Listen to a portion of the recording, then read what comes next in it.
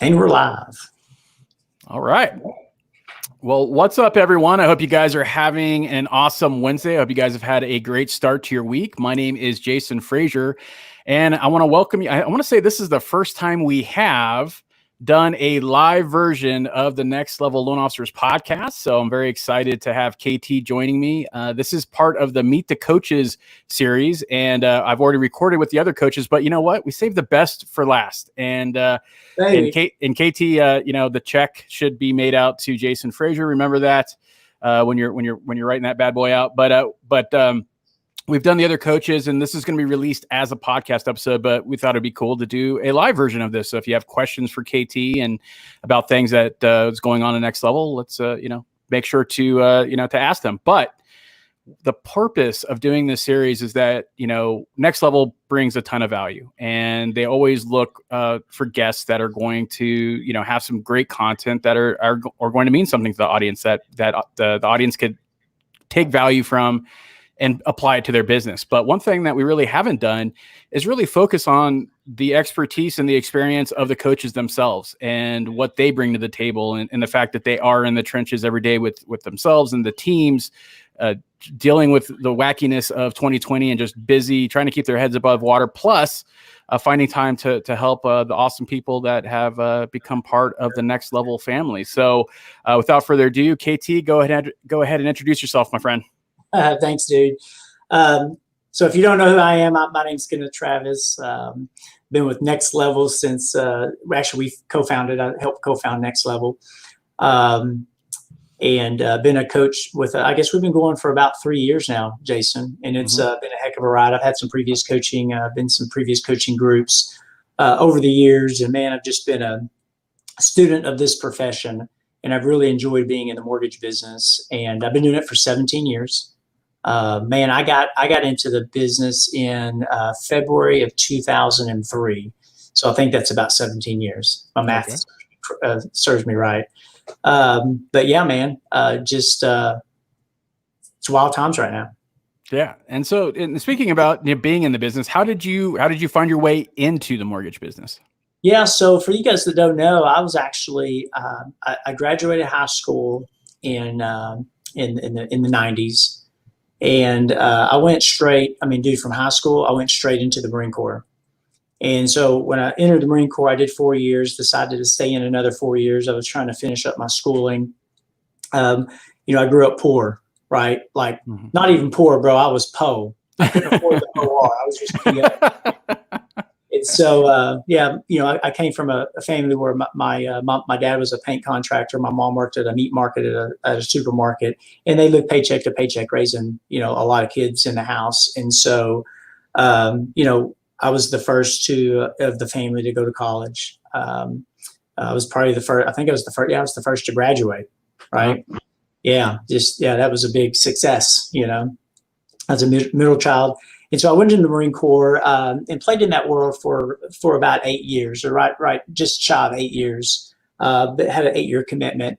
Got out of the Marine Corps in 2003, and man, I was looking for. I actually wanted to be a real estate agent, and so I went and met with a real estate friend of mine. And decided I was going to become a realtor, and he was a realtor, and he looked at me. He said, "Yeah, man, you don't want to be a realtor." I think the reality was he didn't want me to be his competition. I think that's what it was. But man, I just had a passion and a drive to be successful. I just wanted to be successful. I just wanted to make money, and I knew that the Marine Corps had taught me a lot of things that I could carry over into the civilian world. And of course, I had to civilize myself. Right, it takes a couple of years to go from hardcore Marine Corps in the trenches, like in some pretty, nasty stuff, to living a civilian life. And so I wanted to get into real estate. So the realtor actually introduced me to a mortgage broker, and the mortgage broker was actually opening up a new location. And, back then it was just, you didn't have to have a license. You didn't have to have much of anything other than, I want to do this. And you eat what you kill. Right. And so I jumped into the mortgage business. And again, back in 2003, I don't know if you remember that time, Jason, but that was a time where you could literally, hang up a shingle with your phone number on it and get business. And so, I remember going to work for this mortgage broker. And man, I'd come in at 6 o'clock in the morning. I didn't have kids, wasn't married, and I would leave after 6 o'clock at night. So I was putting in 12 to 13-hour days. They didn't know where I was getting my business. I was just waiting. I was just there when no one else was there. And when the phones would ring, I was picking up, trying to refinance people. So it was pretty cool, man. But that's how I got my start, man. That's kind of, the beginning stages of what, of what it looked like for me. Gotcha. Now let's fast forward and tell me about what you've built with Trademark Mortgage. Yeah, man. So it's been a heck of a ride. So I was with that broker for about 4 years, and like many of us, when we first get into the business, we don't know what we don't know. Yep. And my broker had taught me. I'm not embellishing this. This dude said my training was fake it till you make it. Right? And I was just like, God dang, man, fake it till you make it does not work for me, right? Yeah. People would ask, realtors would say, hey, do you guys charge origination fees? No, we don't charge those. Yeah, we did. Just have to clean a lot of things up that I just didn't know. And so in 2007, I decided to do something on my own. And I knew that where I was at, when I started working for this broker, back then the industry standard was originators would get paid 70% of whatever they brought in. Well, I was getting paid 35% of what I brought in. I didn't know any different, right? Yeah. I just didn't know. Eventually I got to 50%, but I still didn't know the industry standard was 70. And just decided to do something on my own. So in 2007, I went into open up my own branch. And over the years, I've been predominantly with the same company the entire time. I did leave for 2 years, and I came back to them, and it's been a great company. But I've used Travis Mortgage, Trademark Mortgage, just a couple of different names over the years. But yeah, man, it started, and this is no joke. It started in a small office with fold-up tables and a printer and 2 laptops. And it was me and Blake, my operations manager. He's my operations manager to this day. We've been together for a long time. And he's really helped me, build this platform of scaling a business into, and knowing your numbers, focus on the activities that bring us in the most revenue, and we just built it out over the years. And it was, it was a transition. It was an evolution. I've talked about, the LO evolution. I mean, I remember when I was closing 2 or 3 loans a month, and then closing 5 to 6 loans a month, and then 8 to 9 loans a month, and then 10 to 12, and then 15 plus. And now my team's closing, anywhere from 20 to 30 loans. My personal production team, we close 25, 20 to 30 loans a month, just depending on the time of year and all that. And currently we're in some cases doing more than that. Like now we're just trying to, keep up with everything the best we can. Yeah. So one of the questions I've been asking the coaches is really what drives KT? What is that inner voice? What are those better angels? What drives you to do what you do every day? Yeah, man, it's a good question. And I'm gonna be real transparent with you about that question. I'm gonna just tell you what it is. I remember my freshman year in high school. You got to keep in mind, man, like I was a little guy, right? Yeah. I've been a little guy all my life, Mm-hmm. And what I mean by that is my freshman year in high school, I was 4'11". I weighed 88 pounds. Now let me tell you, my 12-year-old is like 5'3", and he weighs over 100 pounds, right? Yeah. So my 12-year-old was bigger in 7th grade than what I was in 9th grade, But I was just a little guy. And I was in class when it was the first 2 weeks of school. It's my freshman year in high school. And I was sitting in class, and I was sitting near the front row. I think I was in like a biology class or something. And the teacher handed me a note. And she says, take this across the hall. And I was like, crap, I don't want to go across the hall. That's a senior class. Mm-hmm. And I hesitated. Like, I ain't going over there. Like, I kind of gave her that expression. Didn't say anything to her. And she said, Mr. Travis, I need you to take this across the hall. It's like, yes, ma'am. So I took the note. I went across the hall, walked in the classroom, walked all the way up to the front of the room, handed the teacher the note, walked out of the classroom fast, like a very brisk walk. dude, I just want to get out of that classroom. And as soon as I was walking out, I mean, I was literally standing in the door to be out of that classroom. Someone blurted out real loud, Florence Black is down the street.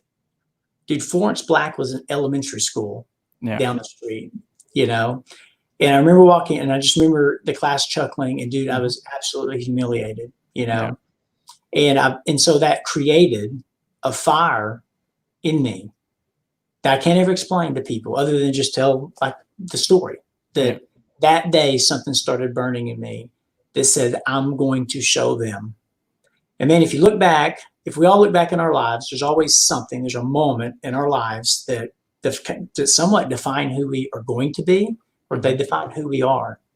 And I always remember that story because I knew that that was the day that I told myself that I wanted to be more than I was. I wanted to be more than what my family was. And I wanted to like change the cycle, right? I wanted to be successful, man. And I did not give a shit what I had to do to get there.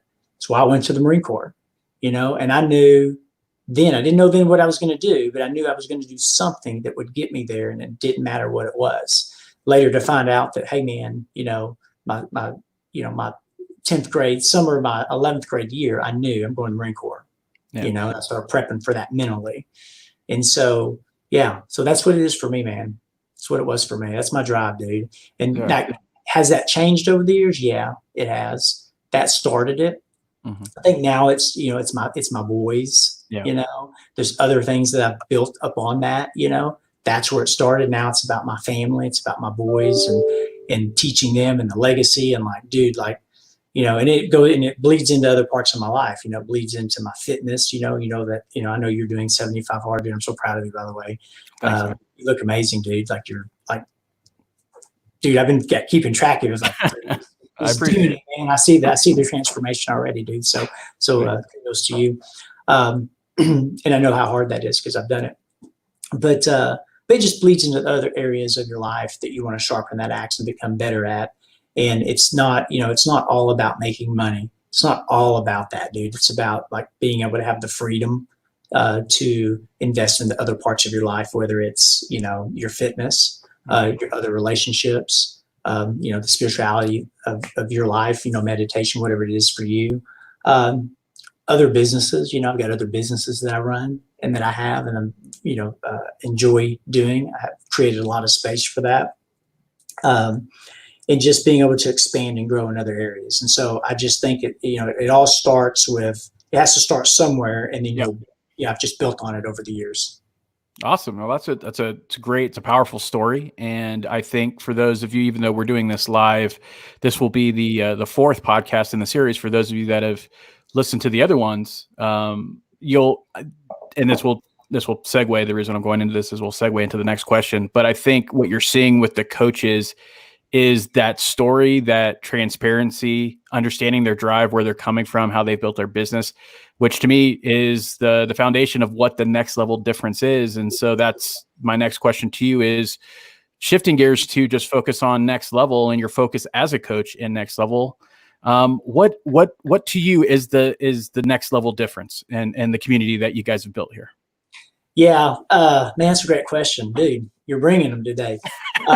So I would say, I think what makes next level different, it's a few things. Okay. But let me first by saying that, you know, Sean and Kellen and Shane and myself, like we're in the trenches, we're originating. Now, am I actually doing the work? Not necessarily. Okay. I have an amazing staff that I train, that I spend time with, I meet with on a consistent basis. I meet with them 3 days a week. We meet at, 8:15 in the morning. We go for about 20 or 30 minutes. I pour into them. I work on my business, not necessarily in my business. Okay. Now, while I work in my business, if my team needs help, you're damn right I do. Very, very rare, but I do. Right. But just being in the trenches is really big for me because we actually do the things that we teach. Right. And as the market shifts, we understand it because we're in it. So we comprehend and we relate to the other loan officers in the industry to say, yeah, man, I understand where we're going, right? I understand where we're at versus, coaching programs out there that have made their coaching platform a couple of different things. Okay. And I'm just going to shoot you straight, Jason. Like, there are coaching platforms out there, and I'm not trying to beat up on anyone, but I'm just telling the truth about the reality of what coaching programs are for people, or for some people is they become recruiting platforms. Mm-hmm. Right. And there's nothing wrong with that. But but as people join coaching programs, you need to know that that's a recruiting platform, right? We're not a recruiting platform. We're just not. And so I think that there's some coaching platforms out there that focus more on recruiting people into their preferred company organizations, and they just kind of set the coaching platform up as a camouflage to be able to do that. I know that there are some other coaching programs out there, dude, that are amazing, right? And I know these people, and like, dude, and you know them too, and they're really solid people. But for next level, man, like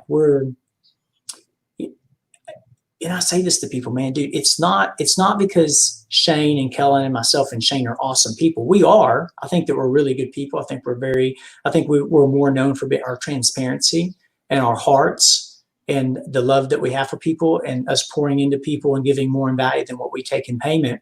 We're known for that. Like, people look at us and they tell us that all the time. They come to our live events and they're like, dude, I'd paid $5,000 to be here. You guys charge $97 or $197. I'm like, yeah.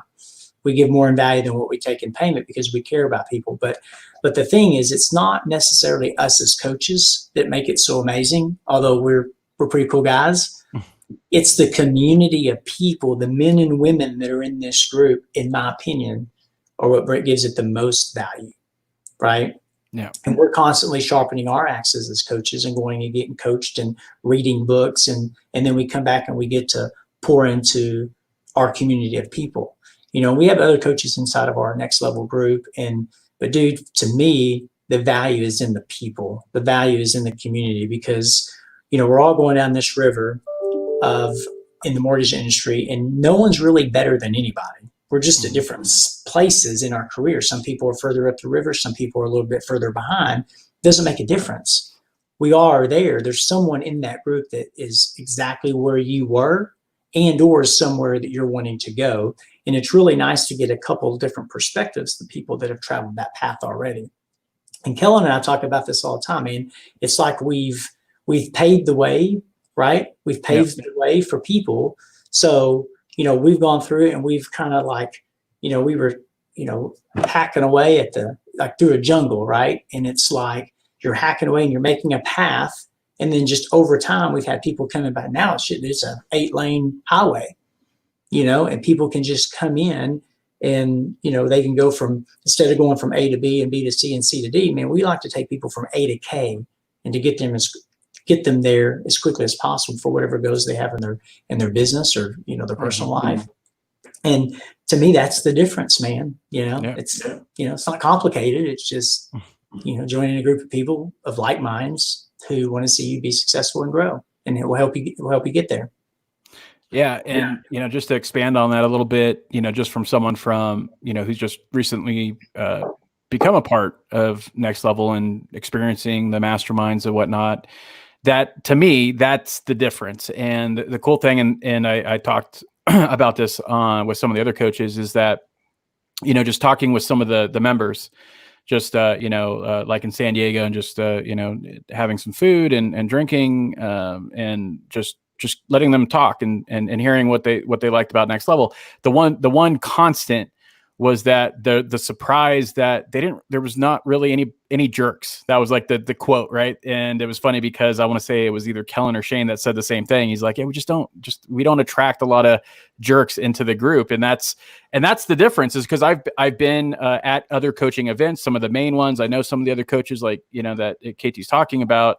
And, with any coaching program, there's not really a perfect one. There's just a perfect fit for the way that you want to do business and how you want to be held accountable and how you want to be driven to be successful. And I know as a mortgage executive, when coaching programs came up, and the big debate was, oh, well, that's going to, they're going to be recruited to join that other company. They're going to be recruited. And that was a common thing. It just doesn't happen with Next Level. And so it's not even a thought in anybody's mind. So that's the power of it as well. But it's the community. And to me, that has been the difference that I've seen, and KT and all the other coaches have mentioned that too. So it's been a consistent message across the board. that is the next level difference. And I've definitely seen it. And I think for those of you that have stayed with the whole series, you guys see it too. And especially the ones that, that are part of Next Level. It really is just, it's like a master. It's not like it's not like what you would think about in your head if you've never been a part of a coaching group. It really is just a mastermind of like-minded professionals that want to be as successful as possible. And success means something different to every single person, right? It may be making an X amount of money, could be making 100,000, could be making $1 million. Doesn't really matter. It's just happiness is different. And that's the power of Next Level that I've seen. And, as we wrap up, I want to get your expert opinion on what loan officers should be focused on going through the rest of 2020 and going into 2021, because we're already in the second half, the back nine of 2020. So what should a loan officer be focusing on in their business as we finish up 2020 going into 2021? Awesome. So I don't know what the other coaches said with that question, or if you even asked them, but I think that, we're in a different market, Jason. Yeah. Like, it's like when it rains, man, it pours, right? And Mm-hmm. it's a great market to be in. I think we were talking earlier, like, if you're not closing loans in this environment, then you probably need to find another profession. And I mean that from a good place of my heart. Yeah. But I think that I think there's a couple of things. I think the first thing that we have to really focus on, and I mean this with all sincerity, man, we have to love our people, Mm-hmm. okay, our teams.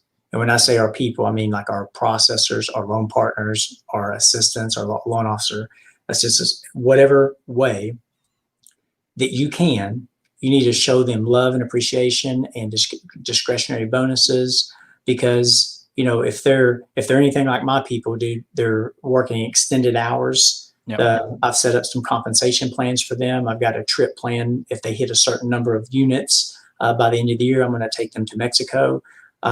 We've all been on board with this stuff, but we really have to love on our people. Okay. And let me tell you why, because there's a lot of capacity issues in our industry right now. And man, companies are paying big bucks, Yep. big money, 6 figures in some cases, to processors and loan partners. Okay. Now, they may take that short-term money, but I'm going to tell you, when this rodeo's over, those are the first people that are going to be gone. Okay. They're going to be the first ones that these companies start firing when business starts slowing down. Right. And, I've had a very honest and open conversation with my team about that. Hey, man, somebody comes and poaches you guys. Like, I'm just telling you, they may offer you a lot of money, but they're not going to love you and care about you as much as we are and give you the job security that we're going to give you. Right. So I think that's one thing. I think the other thing that a lot of loan officers are making is they're so busy working in their business that they're not creating time or space to love on the loan part, on the real estate agents in their community. Man, I'm going to tell you, I was on some coaching calls yesterday, matter of fact, and man, I'm telling you, it is insane. I have gotten more business. Our team has gotten more business recently. It's been weird, man, because I've continued to stay in front of that real estate audience. I've continued to speak to them. Dude, this is the best time to convert agents. But Yep. We've got more referrals and leads and contracts from realtors that I haven't worked with ever. Haven't ever worked with these guys. And they're starting to refer a lot of business over to us because we're reactive to these or proactive on these deals. We're answering our phone, the processes and systems I've put in place over.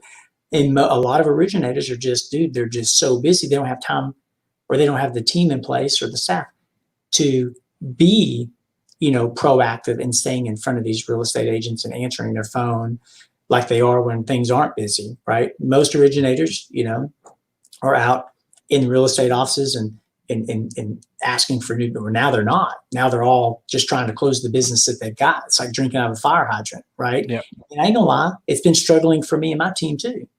We've had to have some conversations about it. And my team's like, no, KT, keep doing what you're doing. Stay in front of these people. And I do, right? It's part of my lane is, videos and shaking hands and kissing babies and kind of being the mayor of my town. That's what I do, not to be arrogant. That's just what's my role. And it's to stay in front of as many agents as I possibly can. I went to a real estate office yesterday. I just happened to be dropping in. I've been doing business with this real estate office for probably, I don't know, almost since I started my career, say 15 years. And I went in that office yesterday, and there were probably 12 realtors in there. I've never seen 12 realtors in that office at one time unless they had a meeting. Yep. They were just working, and they're busy, right? And so they want to see you. They want to, you don't have to see them, but they need to, like, we have to buy more brain cells, and we do that through different, marketing styles, depending on where you live. I prefer video, I prefer doing a lot of video, man. That's just my thing. And I believe in appreciating your real estate partners, the ones you're working with, and even the ones you're not working with, and to have this radical being about yourself that you're going to give, right? Just give unconditionally, right? And I do a lot of gifting of appreciation, right? And so with realtors I do business with, and realtors I don't do business with. So I just think that you really have to create space for that, right? And you're going to have to grind. Like if you're in a place now where you're not. You're not. I'm just saying, work more if you have to. Get help if you have to. I'm just saying, now's the time to grind. It really is. So. No, 100% agree with that. And I think you and Sean talked about that on a podcast episode not too long ago about that, because that's going to be your opportunity, because a lot of loan officers aren't going to do that. They're going to be head down working on what they have, and they're not going to stay in front of that agent. They're not going to return calls, or at least as fast. They're not going to return emails just because everyone's just super busy. So there's no need. But the problem is when you only just rely on the need when it suits you. The people that have decided to spread that out throughout the entire time, those are the ones that are going to have the advantage, just like what KT talked about. So very important information. Hope you guys are paying attention. And to wrap this up, we have our speed round. So that's something we're doing with each coach. So I'm going to give you a coach's name, and you have to give me one word and one word only to describe them. So first up, we have Shane. Fast. Sean. Stock market. I like that. Actually, it's funny because you guys haven't talked. You guys didn't know I was doing this. And I think as you guys go through the series, I think with Sean and some of them, that's pretty good. And then finally, Kellen. Politically correct. Nice. I like it. Well, that is a wrap here on this episode of the Next Level Loan Officers podcast. Just to expand more on what KT talked about, and and again, this is coming from me and my view of Next Level, is that they do give more in value in what they take in payment. And if you just go back the last 12 or 13 episodes outside of this Meet the Coaches series. Go back to the last 13 episodes and listen to each podcast episode, the people they're interviewing, the loan officers, especially the loan officers that are part of Next Level, and they talk about how their business has changed. They talked about how they've grown their business. There is a ton of value that all of you can take from one of those episodes, and they're about 25, 30 minutes. You could take value and apply that to your business today, and it doesn't cost you anything. It just costs you a little bit of your time to listen, take it in. But if you find yourself that you're not as happy as you want to be, you're not as successful as you want to be, then why not take a chance and reach out to the guys at Next Level? You go to nextlevello.com. There's a button there where you could get some one-on-one time to have a conversation, to see if the Next Level loan officer community is right for you, if it's going to get you to where you want to go in your business, if it's going to get you to where you want to go, not just in the business, but being happy with your life. That's important, and that's really the pillars that make Next Level such a great organization and such a great community. So make sure you're doing that. Plus, Next Level has an app. And if you haven't already, you could download that by texting Next Level to 36260. Again, that's Next Level to 36260. Download the app. Check out the website. And look, if you've enjoyed this podcast, if you've gotten value, which I know you have, so I don't even need to ask the question, share it out. Not just one episode, each episode. Any episode that gives you value, gives you some success. Share that out, share it with the community, and subscribe. And please give us a 5-star rating. And Sean, demanded that I make sure that you say that Sean is a better host than KT. So that was our agreement with doing the series, that I would have to say that at least at one point. So 36260 Next Level. Sean or KT, thank you so much for taking time out of your busy day. I know you're swamped down there to talk with me, and opening yourself up and letting the community know a little bit more about you and how you built your business, and what what the community will give them if they decide to take that plunge. Absolutely. Thank you, Jason. I appreciate you hosting us today and interviewing me. And dude, I just appreciate you, man. Like, appreciate you for all you do with us in Next Level and partnering with us and just being that ray of sunshine and influence. And dude, I'm proud of you for 75 Hard. I just wanted to let you know that one more time. Thanks, man. I appreciate it. That's funny. And I try not to do anything while I'm interviewing, but I literally came from my first workout of the day.